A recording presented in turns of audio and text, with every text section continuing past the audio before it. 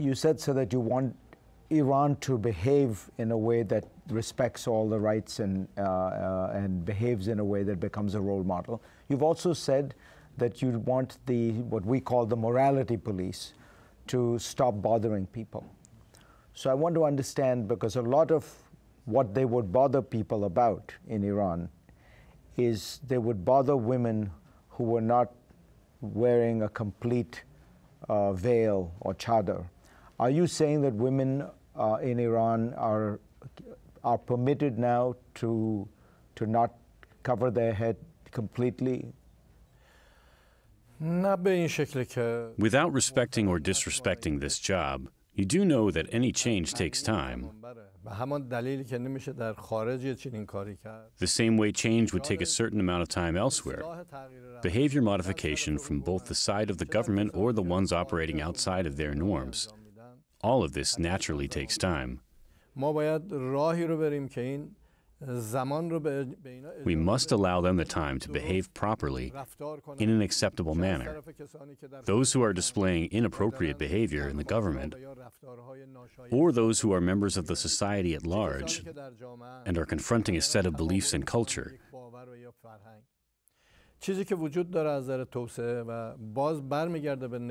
what is of utmost importance to us is respect for people's cultures.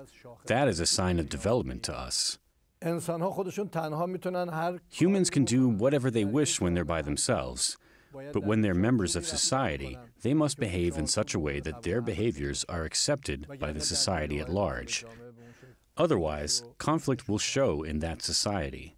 Would you say that if there were another such set of protests, you would make sure that the authorities would not brutally crack down on unarmed women protesting?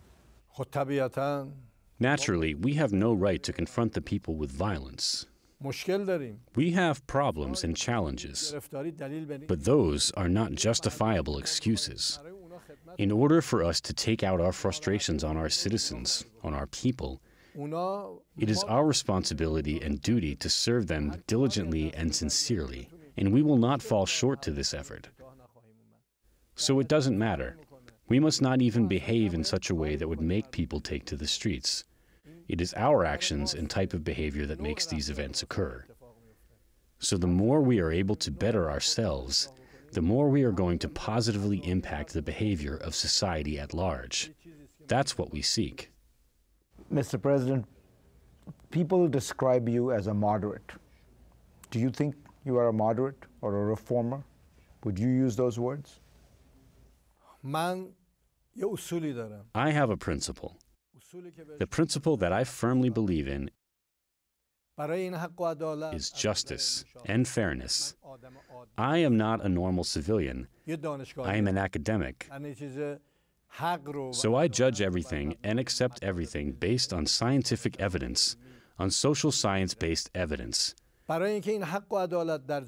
we are to realize this fairness and justice, whether in our country, the region, or the world, we need reforms. Meaning we cannot keep behaving and talking and being in the same way while expecting changes in the society.